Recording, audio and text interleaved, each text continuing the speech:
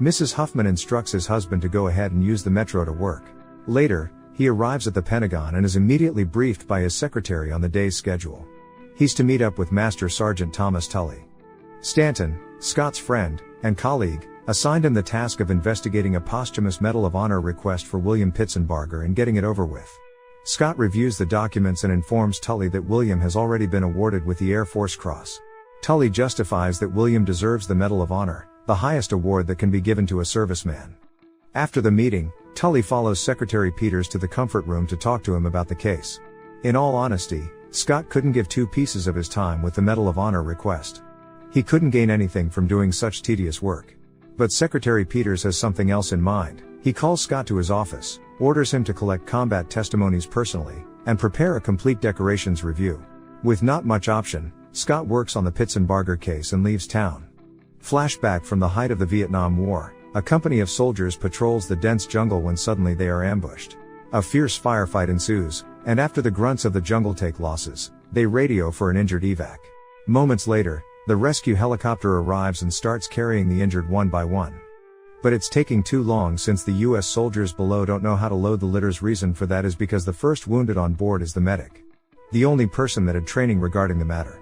And so, to speed things up, William Pitsenbarger volunteers to go down and help. At present, Scott first visits the Pitsenbarger together with Master Sergeant Tully. He interviews him about his side of the story.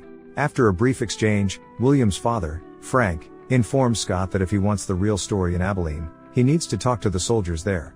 The surviving members of Charlie Company, 16th Infantry, also known as the Big Red One. Frank suggests that he start with Billy Takota, the lieutenant present at the time. Soon, Scott heads to the rural area an hour away from the Pitsenbarger residence to look for Takota. He goes deep into a forest and follows the pathway on a nearby river. With not a soul in sight, Scott shouts. And it worked. Takota emerges on top of a rock and signals Scott to come over. Turns out the veteran was fishing with his grandkids. Before they start, Scott takes out an audio recorder. The old veteran then takes it from Scott's hand and throws it in the river. Takota then starts revealing that he loved the rush of war, but the encounter in Abilene made him think otherwise. Another blast from the past. A young Takota carries one of the wounded to safety. But on the way, he gets shot in the back. Meanwhile, many of the troops died one by one as they were picked off by their Vietnamese counterparts. Takota reports the situation through radio and calls for backup. That's when Takota witnesses William going down from the heli and starts taking charge and evacuating the injured despite taking heavy fire. Back at the river, Takota shares that he's the one who recommended William for the Medal of Honor. Takota further reveals that when a friend asked about the war, he just showed the nasty gunshot wounds on his back. Afterward, Scott continues with his job of tracking the others from Charlie Company. Soon, Scott arrives at Jimmy Burr's residence. Jimmy's wife, Donna, comes up to Scott and lets him know that Jimmy doesn't get up until 8 in the evening. Donna then explains that her husband has PTSD and 50 other war-related effects from Vietnam. Jimmy couldn't sleep during the night, hence, he sleeps during the day. Scott then asks Donna for the list of the men from Charlie Company that she tracked over the years. The political staffer falls asleep waiting for Jimmy. Later, Jimmy comes to his car to wake up Scott. After a brief exchange, Jimmy fires his gun to show the young man that his gun's loaded and starts getting agitated. The old veteran then reveals that he's been in service for 10 long years but hasn't fired a single shot until Vietnam. An unpleasant memory from the past. While patrolling the dense forest in Abilene, a young Jimmy starts a conversation with another soldier, and Lieutenant Takota scolds them to keep their eyes open. Not soon after, the Viet Cong ambush starts. Jimmy manages to get a kill using his shotgun. When the team takes a closer look, Jimmy starts puking after seeing the enemy corpse had its guts hanging out. Soon, Scott's back at the Pentagon. He asks his secretary what's the requirements for a congressional decorations package review. First, there must be a new eyewitness statement. Second, DoD report of casualty. And lastly, the chain of command endorsements. Scott has the first two but couldn't figure out what happened to the last one. The chain of command endorsements. Later, Scott meets up with another Charlie Company veteran named Ray Mott at the firing range. The veteran explains that shooting up things keeps him sane. Then he starts sharing his side of the story. Ray shares that William was part of the Air Force and shouldn't have been there. Nonetheless, the war hero stayed to help and fight alongside men he didn't even know. They continue the conversation in a school bus that Ray drives for a living. Back in the past, when Charlie Company gets ambushed, Hundreds of enemy forces were crawling all over the place and up the trees. At the time, Ray knew that they were set up and didn't have a fighting chance. Scott plays basketball with Stanton and informs him about the missing command endorsement file.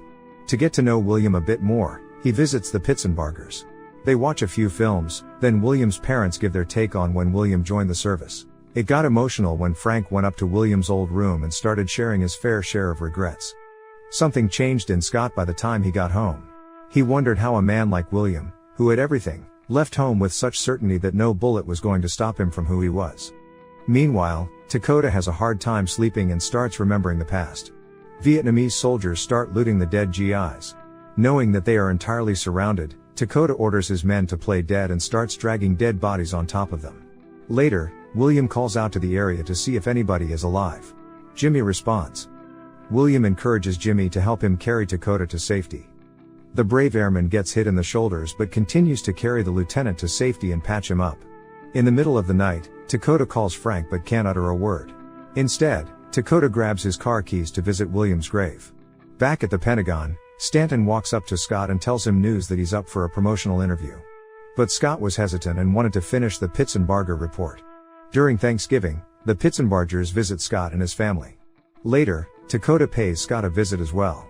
The veteran hands Scott a new audio recorder and then presses the record button. Dakota then reveals that he made a crucial mistake when he radioed for artillery support. He admits that he got the distance correction wrong, and it led to friendly fire, killing a few US soldiers. And for years, ever since, that 20-second mistake has haunted him. Scott continues to review the audio recordings of his interview to further look for clues regarding the command endorsement that was filed 32 years back. One name always pop up, Kepper aka Sergeant Jonesy Kepper.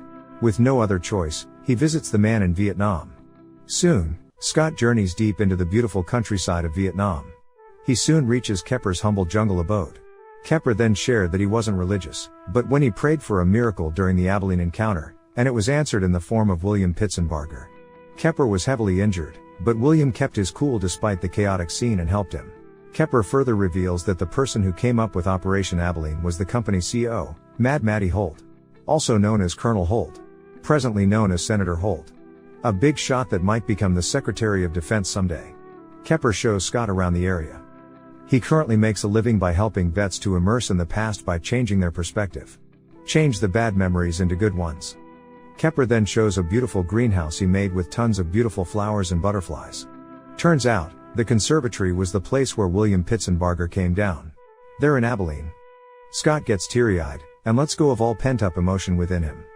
A beautiful spiritual awakening of acceptance. During Operation Abilene, the US grunts were surrounded from all sides. After fixing up Ray, William hands a letter to Ray and tells him to send the letter to someone in case he doesn't make it. William then takes off his jacket and covers Ray with dead bodies. The brave airman then continues to find soldiers to help but gets shot multiple times in the process, killing him instantly. Days later, Scott breaks into Stanton's office and finds the chain of command endorsement he's been looking for. And the whole conspiracy was revealed. The real reason Stanton hid the recommendation letter was because Operation Abilene might come to light. It was one of the bloodiest times during the Vietnam War, and this failure might affect the senator's reputation. Stanton's job is to protect the senator from such scandals that his political enemies might use, and so, Stanton gave the job to Scott, thinking that he'll never take such a mediocre assignment seriously. Scott decides to keep the files and include them in his findings, but Stanton threatens him that he will ruin Scott's career. The day of Scott's promotional interview came. During the interview, Scott wasn't as pumped. He desired no position unless he finished what he started.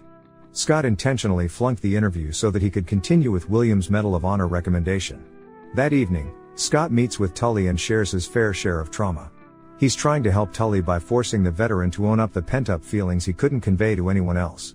At first, Tully gets aggressively defensive but soon breaks down. Tully admitted that he was glad that it wasn't him who died and that he was ashamed for feeling that way. The following day at the country club, Tully and Scott pay Senator Holt a visit unannounced. Nonetheless, the senator welcomes them, and Scott then fills in the details to the senator about what happened. The senator admitted that he doesn't know how the recommendation fell out of the cracks. There are various reasons, but he'll see to it. At the Congress, the senator tries to convince everybody present to get William the posthumous Congressional Medal of Honor for his valor during the Vietnam War.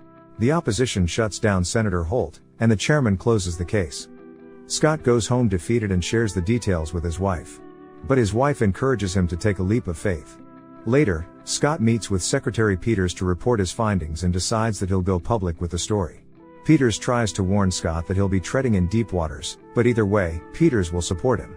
Scott goes live on television and accuses the senators and staffs of playing political football on military valor, and it gets nationwide attention. Months later, the president signed the bill approving the posthumous awarding to the late William Pitsenbarger. Soon, veterans from the war and everybody involved goes to the awarding ceremony. Ray hands the letter that William gave him 32 years ago to its rightful recipient. Moments later, Secretary Peters hands the Congressional Medal of Honor to Will's parents.